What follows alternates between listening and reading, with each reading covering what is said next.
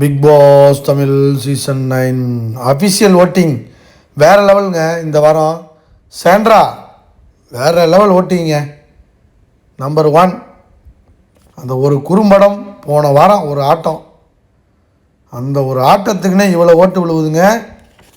அப்படியே கொக்கி போட்டு இழுக்கிறாங்க ஓட்டை. அந்த ஒரு குறும்படத்தில் மிரட்டி விட்டாங்க, வேறு லெவல்.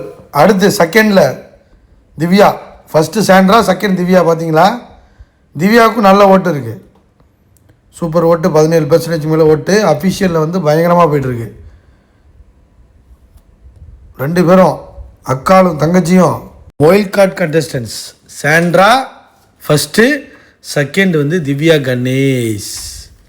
ஸோ ஒயில்ட் கார்டோட எஃபெக்ட்டு ஹெவியாக இருக்குது மக்கள் மத்தியில். அதுதான் இந்த ரிசல்ட் தெரியுது.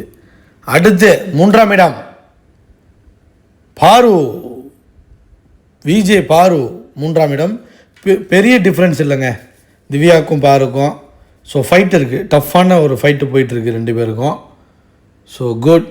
ஸோ முன்னேற்றம், பார்வதிக்கு இது முன்னேற்றம் தான். திவாருக்கு பின்னடைவு, பார்வதிக்கு முன்னேற்றம். உண்மையிலே வந்து அடி வேறு இன்றைக்கி வாங்கியிருக்காங்க. ஸோ வேறு லெவலில் ஓட்டு வேறு கிருட்டுன்னு ஏறிக்கிட்டு இருக்கு. அடுத்து விக்ரமுங்க.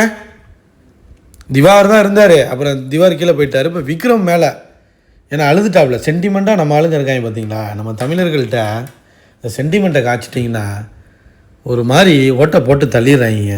விக்ரமுக்கு வந்து ஒரு 10% பெரிய அளவு டிஃப்ரென்ஸ் கிடையாது. ஆனால் வந்து விக்ரம் வந்து ஒரு 4ஆவது இடத்துல இருக்கார். அடுத்து திவாகர் தான் 4வது 3வது இடத்துல இருக்க வேண்டியது. ஸோ அடிச்சுட்டாங்க, விஜய் டிவி அடித்து உட்கார வச்சவரை. இன்றைக்கி தான் திரும்பி ஆட்டத்தை ஆரம்பிச்சிருக்காரு.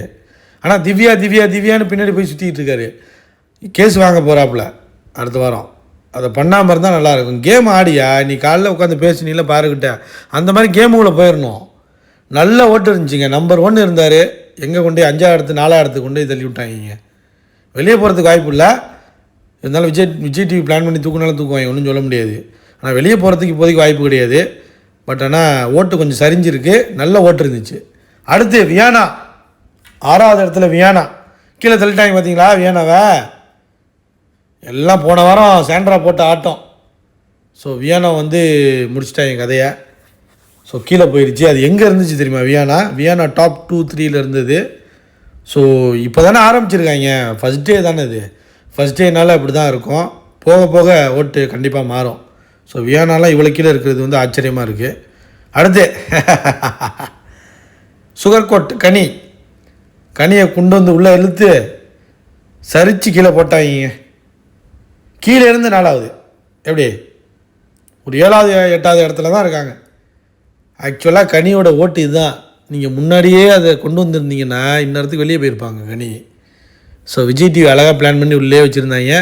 இந்த வாரம் கங்கணம் கட்டிக்கிட்டு எல்லாரும் அடித்து கொண்டு வந்துட்டாங்க.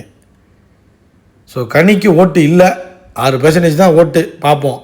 அடுத்து இந்த வாரம் தலைவி தான் போகிறதுக்கான வாய்ப்பு இருக்குது. ஆனால் வந்து கடைசி 3வது இடத்துல மேலே இருக்காங்கங்க. ஆச்சரியமாக இருக்குல்ல அரோராவுக்கு.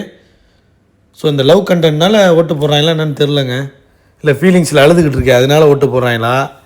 நான் மேக்ஸிமம் சான்ஸ் வந்து அரோரா தூக்க தான் இந்த வாரம் வாய்ப்பு இருக்குங்க. அதில் எந்த மாற்று கருத்தும் கிடையாது. அரோரா தான் எனக்கு தெரிஞ்சு, இப்போதைக்கு எனக்கு தெரிஞ்சு அரோரா, இல்லைன்னா ரம்யாக்கெல்லாம் ஓட்டே இல்லை. வெயிட் பண்ணி பார்ப்போம். விஜய் டிவி தூக்குதா என்னன்னு தெரியல.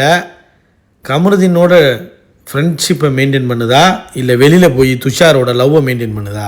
ஆனால் அவன் சொல்லிட்டு போயிட்டான் ஸ்டேஜ்லேயே, நாங்கள் 2 பேரும் ஃப்ரெண்ட்ஸு தான், ஆனால் ஏன் இது தப்பாக தெரியுது வெளியிலன்னு எனக்கு தெரியல அப்படின்னு சொல்லிட்டு போயிட்டான். ஞாபகம் இருக்கா? விஜய் சேதுபதி இருக்கும்போது விஜய் சேதுபதி கூட சொன்னார், உன் வாய் தாண்டா அவனுக்கு பிரச்சனைன்னு. அந்த மாதிரி இவங்க என்னென்னா சிலது உளறிட்டாங்க. அதான் அடுத்து ஆச்சரியமாக இருக்குங்க. சுபிக்ஷாவுக்கு ஒட்டே இல்லைங்க, ரொம்ப இதாக இருக்குல்ல. கீழே இருந்து 2வது இடம் தான் இருக்காங்க. ஆக்சுவலாக இதெல்லாம் டாப்பில் இருந்திருக்க வேண்டிய ஆள். ஸோ அடிச்சிட்டாங்க, முடிஞ்சு கதை. சுபிக்ஷாவை தூக்க கூட வாய்ப்பு இருக்குது. ஆனால் சுபிக்ஷாவை தூக்க மாட்டாங்க இப்போதைக்கு. ஏன்னா டம்மி பீஸுங்களாம் இருக்கும்போது சுபிக்ஷாவை உடனே தூக்கிட முடியாது. அதாச்சும் கேம்லேயே இருக்குது பாருங்கள், அதனால் தூக்கிறதுக்கு வாய்ப்பு இல்லை. அடுத்து ரம்யா ஓட்டே இல்லைங்க. எனக்கு தெரிஞ்சு ரம்யா தூக்கிடுவாங்க. ஒன்று ரம்யா இல்லைன்னா அரோரா. ஒரு வாரம் ரம்யா வச்சு அப்புறம் தூக்கலான்னு பார்க்குறாங்களா, இல்லை வந்து அரோராவை தூக்கிட்டு ரம்யா தூக்க வராங்கன்னு தெரில. ஆனால் எனக்கு தெரிஞ்சு அரோரா வந்து கமருதீனுக்காக வச்சுருப்பான்னு நினைக்கிறேன். பாரு கமருதீனுக்கு ஒரு கான்ட்ரவர்சி கிரியேட் ஆகிடுச்சுல, இன்றைக்கி மதியம் கூட உட்காந்து அழுதுகிட்டு இருந்துச்சேன். லவ் கண்டென்ட் போயிட்டுருக்கு. ஸோ ரம்யாவுக்கு தான் பாயாசம் ரெடின்னு நினைக்கிறேன். பாயாசம் ரம்யாவுக்கு போட்டுட்டாங்க. ஆனால் சாண்ட்ரா, திவ்யா இவங்கனால தான் இவங்களுக்கெல்லாம் ஓட்டு இல்லை. முன்னாடிலாம் வந்து சுபிக்ஷா, மற்றபடி வந்து திவாகருக்கு, பாருக்கெலாம் ஓட்டு இருந்துச்சு. இப்போ எல்லாத்தையும் என்ன பண்ணிட்டாங்கன்னா சக் பண்ணிட்டாங்க, உறிஞ்சிட்டாங்க. யார்? ஒயில்ட் கார்டு கண்டஸ்டண்ட்டாக வந்த திவ்யாவும் சாண்ட்ராவும் அடித்து தூக்கிட்டாங்க. ஸோ பாயாசம் ஃப்ரம் த அன்பு கேங் 2.0 ரம்யா. வெயிட் பண்ணி பார்ப்போம் மக்களே. லைக் பண்ணுங்கள், சப்ஸ்கிரைப் பண்ணாதவங்க சப்ஸ்கிரைப் பண்ணிக்கோங்க. கமெண்ட் பண்ணுங்கள் இந்த நாமினேஷன்ஸ் பற்றி. பார்த்தீங்களா, அமித் வரல, கமருதீன் வரல, எப்ஜே வரல, வினோத் வரல, சபரி கேப்டனு. வேறு மாதிரி இருக்குல்ல கேமு, சூடு பிடிக்குது பாருங்கள். வேறு லெவல் சாண்ட்ரா, ஹேட்ஸ் ஆஃப், பாய்.